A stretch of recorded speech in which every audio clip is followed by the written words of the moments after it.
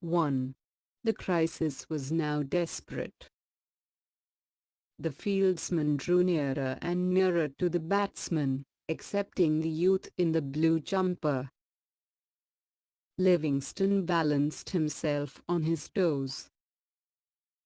Mr. Shakespeare Pollock hopped about almost on top of the batsman, and breathed excitedly and audibly. Even the imperturbable Mr. Southcott discarded the piece of grass which he had been chewing so steadily. Mr. Hodge took himself off and put on the Major, who had by now somewhat lived down the quart and a half. 2. The batsmen crouched down upon their bats and defended stubbornly. A snick through the slips brought a single. A ball which eluded the publisher's gigantic pads brought a bye.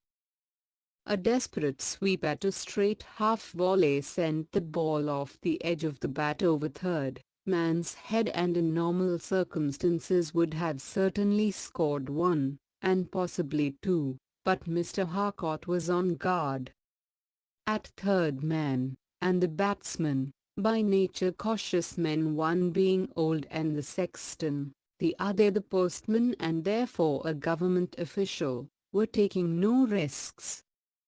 Then came another single off a mishit, and then an interminable period in which no wicket fell and no run was scored. Then came another single off a mishit, and then an interminable period in which no wicket fell and no run was scored. 2 overthrows resulted. 3. The scores were level and there were 2 wickets to fall. Silence fell.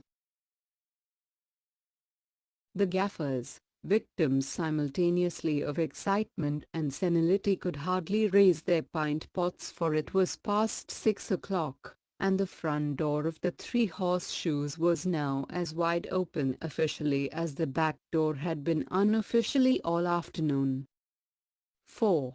The Major, his red face redder than ever and his chin sticking out almost as far as the Napoleonic Mr. Ogilvy's, bowled a fast half-volley on the leg stump. The sexton, a man of iron muscle from much digging, hit it fair and square with the middle of the bat, and it flashed like a thunderbolt, waist-high, straight at the youth in the blue jumper. Mr. Harcourt had obviously lost sight of the ball altogether, if indeed he had ever seen it, for he was running round and round Boone and giggling foolishly. Either of them would catch it easily. Mr. Hodge had not only to choose between them, and, coming to a swift decision, he yelled above the din, "Yours, Livingston." Southcott, a disciplined cricketer, stopped dead. Then Mr. Hodge made a fatal mistake. He remembered Livingston's 2 missed sitters, and he reversed his decision and roared, "Yours, Bobby." Mr. Southcott obediently started again, while Livingston, who had not heard the second order, went straight on. Captain Hodge had restored the status quo. 14.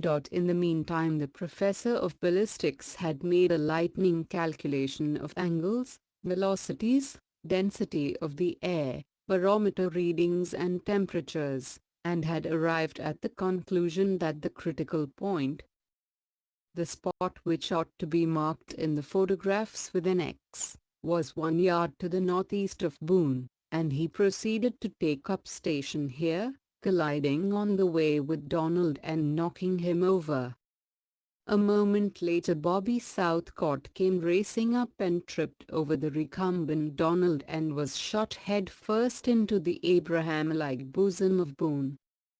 Boone stepped backward under the impact and came down with his spiked boot upon the professor's toe.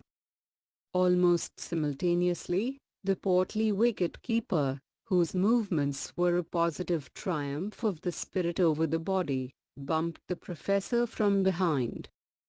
The learned man was thus neatly sandwiched between Tweedledum and Tweedledee, and the sandwich was instantly converted into a ragout by Livingston, who made up for his lack of extra weight, for he was always in perfect training by his extra momentum. And all the time Mr. Shakespeare Pollock hovered alertly upon the outskirts like a rugby scrum half, screaming American university cries in a piercingly high tenor voice. 15. At last the ball came down,